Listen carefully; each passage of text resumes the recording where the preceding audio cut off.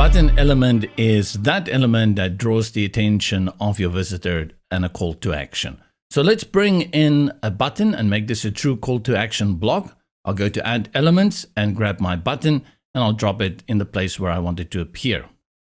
To interact with it, select the button, and the first thing we can do is to change the text. Like most text elements within the builder, select the text and type your own text.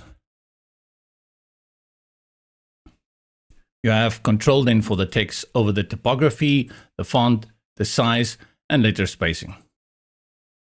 While we are busy with styling, let's have a look at the colors. You have a color for the background, the text, add a border, and even a shadow if you want it to be a little bit separated from the background. That's also cool if you're working with hover effect. So for a background, it's always good to have a little bit of a difference for the hover so that when people interact with it, it really gives them that visual indication that this is a clickable element. Next to the colors, here are all the links that you can add to the button.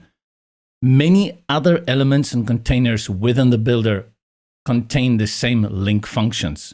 The button is just that pre-styled kind of element where you know this is a button and you don't have to do your own styling and setup. But just remember that all these links, you can get it in a column,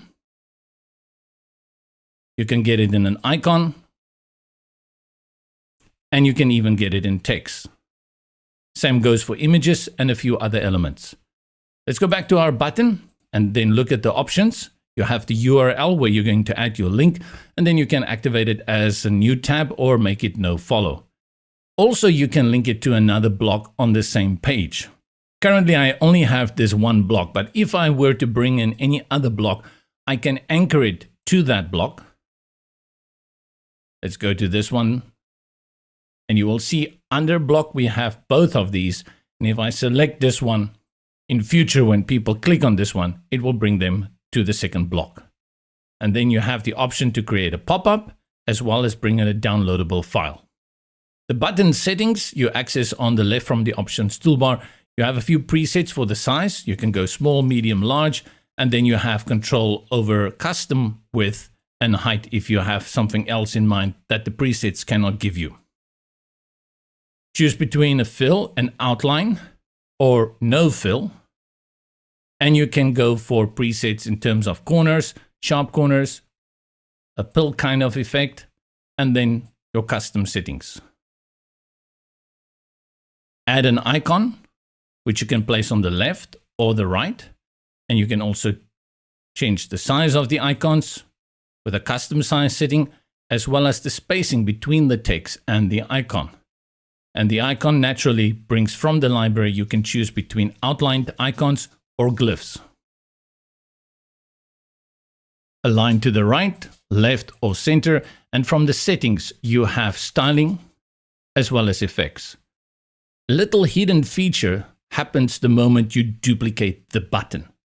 Duplicating the button puts two buttons adjacent to each other.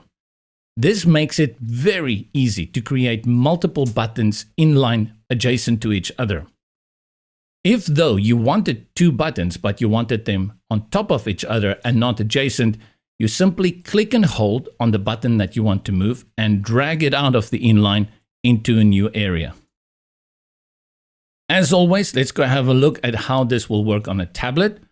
Interact with the button, and you see that you still have a few settings in terms of size, typography, as well as the alignment, which allows you to make sure that this button will display properly on the various devices.